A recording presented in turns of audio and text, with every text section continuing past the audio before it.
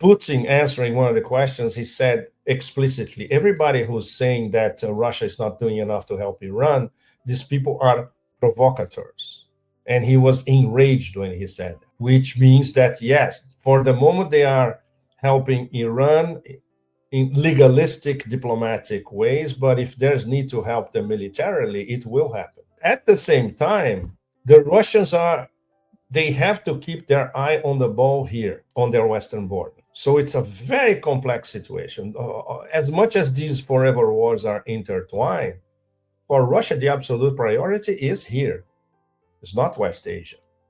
As much as for China, China doesn't know it as China, the priority for China is energy and infrastructure built in their strategic partnership and the deal that they signed with Iran.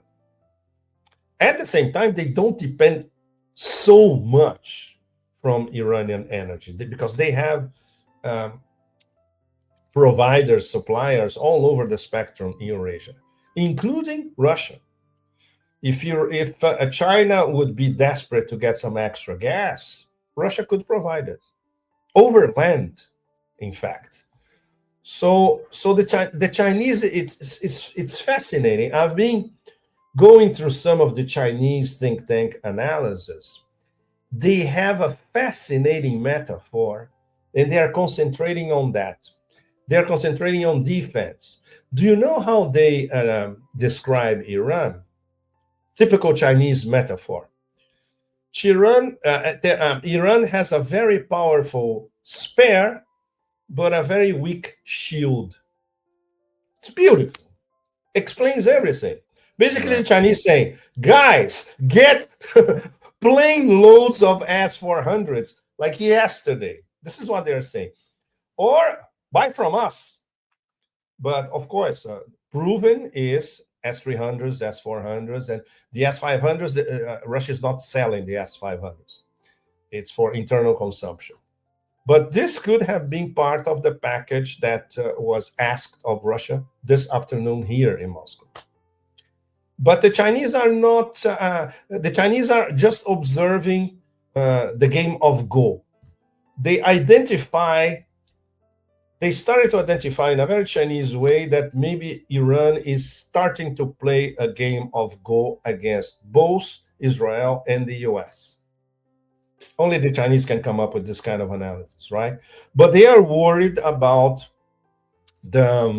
how vulnerable Iran is on the western flank in terms of daily Israeli attacks. It's fascinating to see the chessboard moving and the analysis of the chessboard moving across Eurasia. For instance, during St. Petersburg, we should talk about St. Petersburg. I know the whole global south was there. I was sending updates every day and wrap-ups of and if everything was related to the global south everybody talking to each other and talking about connectivity corridors, creating a new system of international relations and international financial system, business deals. There were round tables on absolutely everything. The Russia-China one was packed with Chinese businessmen, Russian governors, representatives of shipping companies. The panel about the North Sea route, the Arctic Silk Road, was fascinating. We did lots of details of how Russia is building one of the key connectivity corridors of the 21st century. There were roundtables on BRICS, SCO, Shanghai Cooperation Organization, Eurasia Economic Union, ASEAN, the International North-South Transportation Corridor, everything. So if you were there, the feeling was that you were watching the global south, everybody talking to each other and trying to build this drive towards real multipolarity. And of course, Iran, the Israeli attack on Iran was part of virtually every conversation. Little did we know that a few hours later, the Americans would enter the war. In fact, this was not, and even during the plenary session, which, by the way, was a global south plenary session, we had 4 BRICS on the table. Russia, China, Indonesia, and South Africa. And Indonesia represented by President Prabowo, and he was the guest of honor of Putin at the St. Petersburg Forum. And Bahrain as well, representing the GCC. There were a few questions about Iran, etc., but Putin gave a very important answer on, are we on the verge of a third world war? And basically he said, well, depending on, translating what he said is that depending on us, Global South, not. But if it comes from the other side, you have to be ready for it. And he defended Iran's legitimate rights to have a civilian nuclear program. So this is important as a background to all of you, because I'm sure all of you are honest. Very few of you probably were in St. Petersburg or were paying attention to what was being discussed in St. Petersburg. And it's the most important economic forum of the year.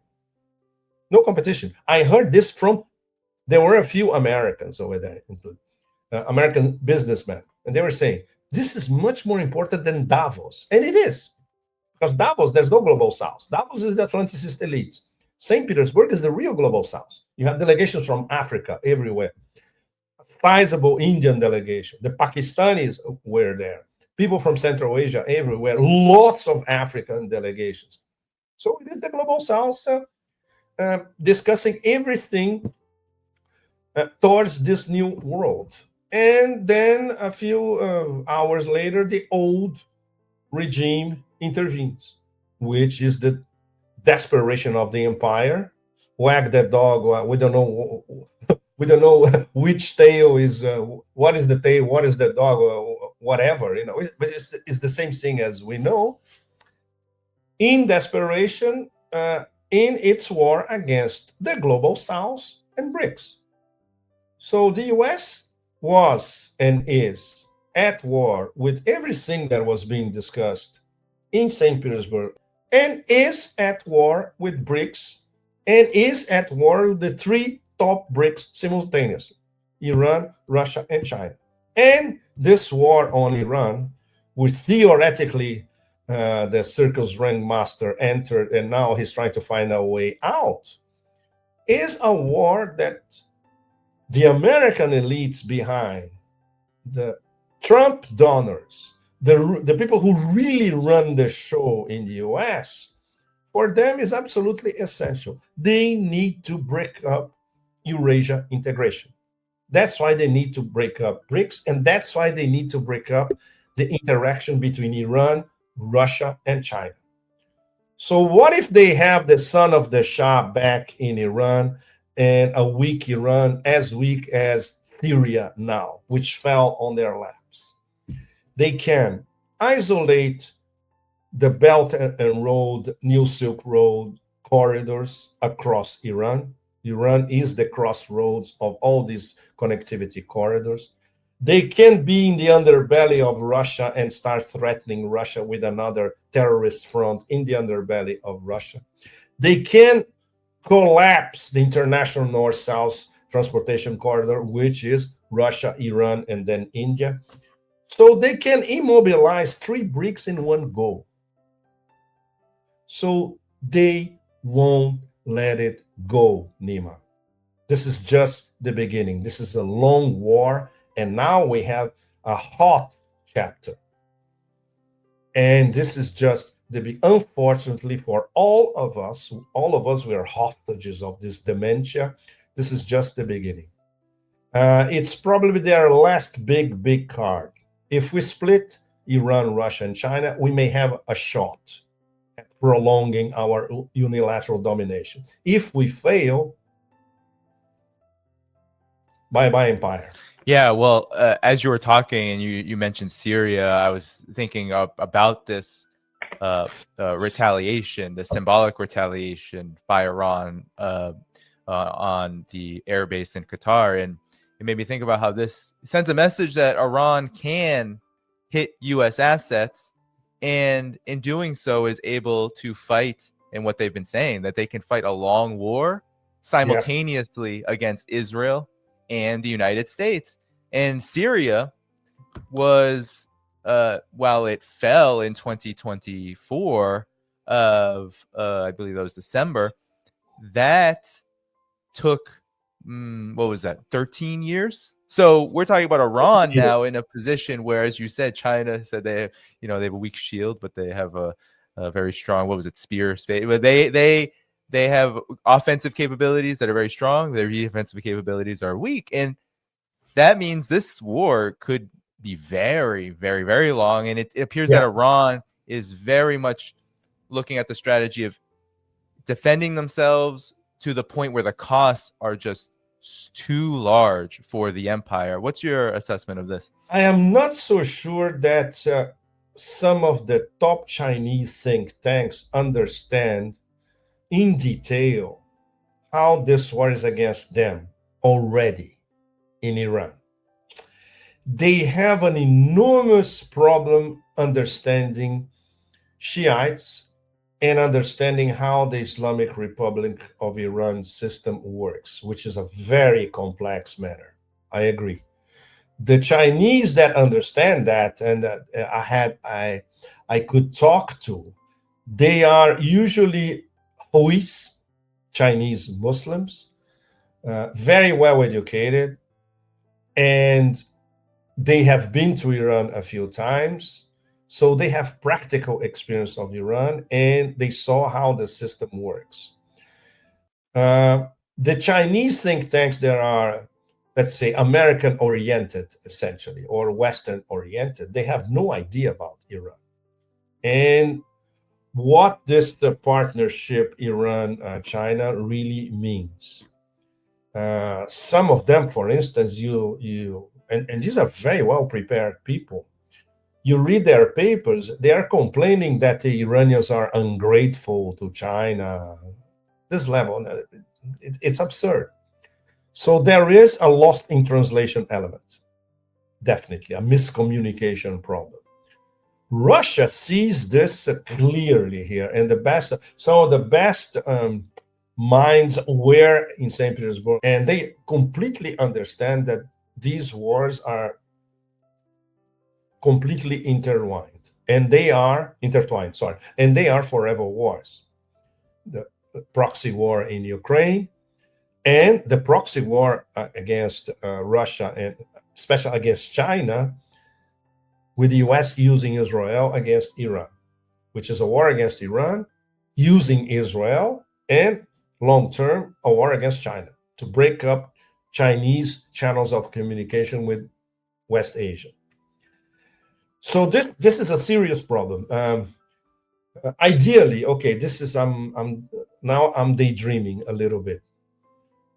A coalition of scholars and think tanks, BRICS wise, could be established to study all these declinations of imperial attack and, in fact, dementia in a holistic way, in an integrated way, and showing how this hybrid wars by the empire against BRICS members are part of the bigger war against the BRICS and the global South as a whole.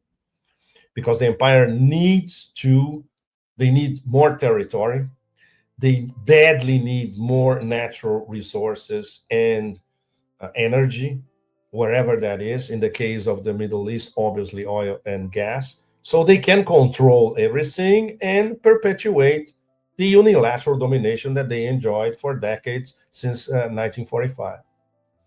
It comes back to what the most radical global South thinkers are saying up front. If we don't come up with their own platforms, paradigms, systems, completely different from everything that was established by the Americans and imposed by the Americans after the end of the Second World War, we will continue to be dominated by them and be their slaves, essentially. Everybody says that. From Michael Hudson to a Bolivian ex-minister, which said exactly what I'm telling you now in Yemen in front of the former prime minister of Yemen. And this is what Ibrahim Traore is basically saying in Burkina Faso. This is the key. And so, which brings us to what's going to happen at BRICS. Unfortunately, because the meek Brazilians are at the presidency, this is going to be a very disappointing BRICS meeting. So everything will be reported to the BRICS summit next year, which is going to be in South Africa. So we discussed this, obviously, and in many roundtables, this was discussed in St. Petersburg last week. And the Russians and ultra qualified Russians who follow the BRICS business discussions, for instance, or heads of think tanks, etc., they're saying, well, compared to what we did last year, the Brazilians did nothing this year. This is what they tell you, behind the scenes, which is true. Unfortunately, So, but this is what we've been discussing this past 5 minutes. This is what should be at the BRICS table in Rio. Okay, we are being attacked all over by the empire. The empire wants to play divide and rule with all of us and literally destroy some of us. How are we going to get our act together and act together geoeconomically, geopolitically, in the information sphere, in the AI sphere, etc., to counteract? There was an excellent panel on fake news and artificial intelligence.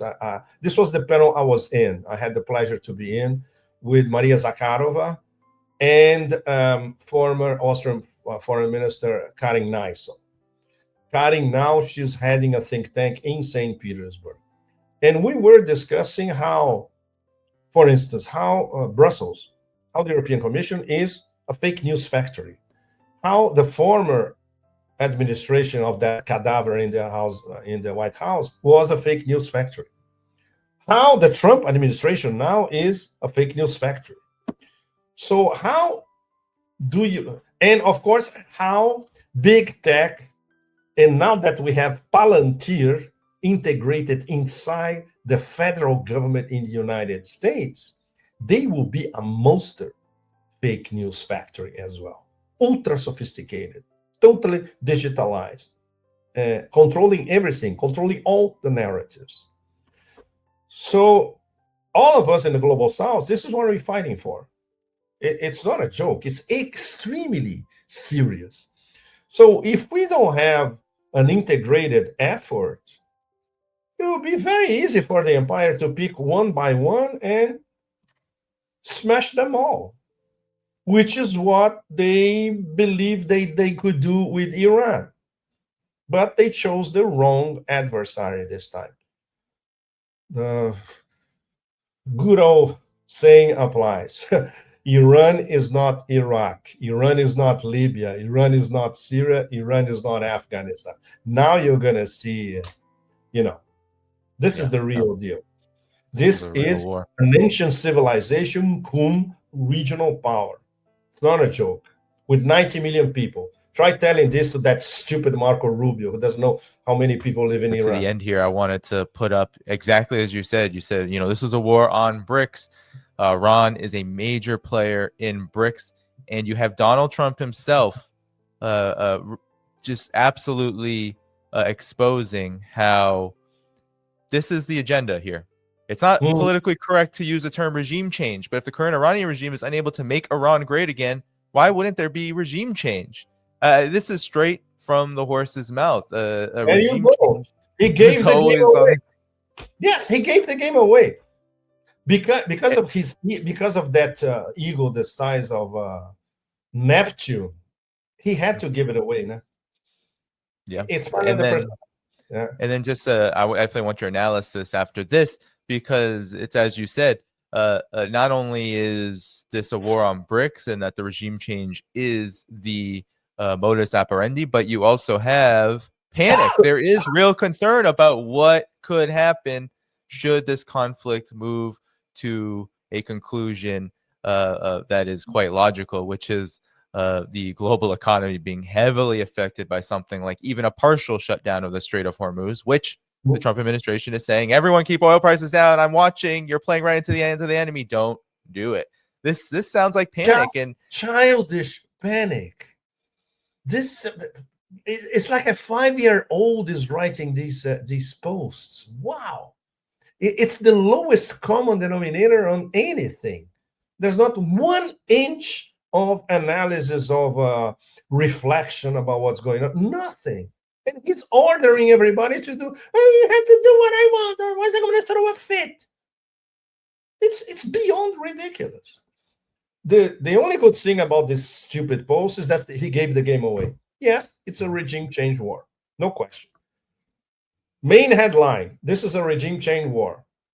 Sub-headline: this is a war against BRICS. That's it. This explains everything that is going on. And this is such a historic moment, Pepe. Tell me about it. I thought I had seen everything in my life. Not really.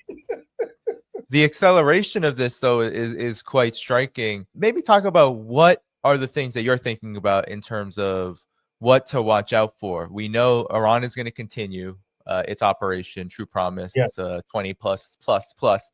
And we also have promises from the United States. I don't know if this is in the cards now or sometime in the future that there will be more strikes on Iran should Iran not capitulate. And don't forget the 500 tariff, which may be approved within the next 2 to 3 weeks.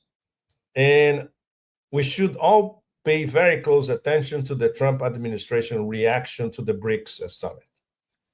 There won't be something out of this world coming out of the BRICS summit. But even if there is a hint of unity among BRICS and a declaration that is forceful, defending BRICS, defending the BRICS project, which will go completely against the American project, which is divide and rule and chaos, how the Trump administration is going to react about that. And of course, after 2 or 3 weeks, we're going to see the results of the, let's say, the calculated Iranian strategy of strategic offense. Welcome to a long, hot summer. Is this a war? You know, the United States is talking very confidently about its capabilities, what it can do to Iran. But I again go back to Syria and Iraq, and there's a lot of officials that are speaking secretly, anonymously, saying, well, what happened in Iraq, Afghanistan, even Syria took a long time, and that's not a stable situation. Iran is a different beast in many respects. So is this a war that the U.S. empire can win, Pepe? No, they can't. And of course, the ones who are outside of the empire, former deep state operatives, former CIA, many of them our friends, they know by experience that the empire of chaos cannot win this war. And still they go. Well, this is the inertia that moves empires when they are dwindling and when they are on their last legs. This one, the last legs, may last quite a while, even a few decades, but it's inevitable. And I love the Putin metaphor in St. Petersburg. It's not that Russia and China are driving the multipolar world. The multipolar world is becoming inevitable like sunrise. We're just making it more, I don't remember exactly the word, but we are facilitating the birth of the multipolar world. This is exactly what he said. It's great. It's a very simple metaphor, but it conveys the inevitability of a historical trend. There's no question about that.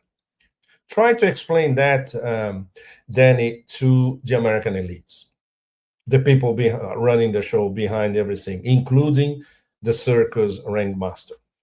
It's the ultimate anathema. It's everything it's the geopolitical nightmare par excellence for all of them. If they were paying attention to Brzezinski, and they did, all of these guys read Brzezinski, and they thought that the Grand Chessboard in 1997 was brilliant. It's happening now in front of their eyes. And there's not much they can do about it except bomb, bomb, bomb, bomb, bomb like crazy. Is that enough to secure empire dominance? No, it's not. No. The world, I think the world is moving. The world is already moving the other way. So that's what, you know, the contrast between St. Petersburg is so stark, but it's so clear. If you're following both sides, it's very, very clear. But it's going to be a very tough, long struggle and very painful. Yeah. They won't let go. No. And the images that the image that Putin used of sunshine, I could contrapose with a Bob Dylan image. A long dark cloud is coming down. The empire is the long dark cloud coming down over all of us and trying to obliterate the sunshine. So it's up to all of us to make sure that the sun really shines, rises and shines. So this is wow. Talk about an existential situation. This is the destiny of the 21st century and beyond. It's right in front of us. It's being played now.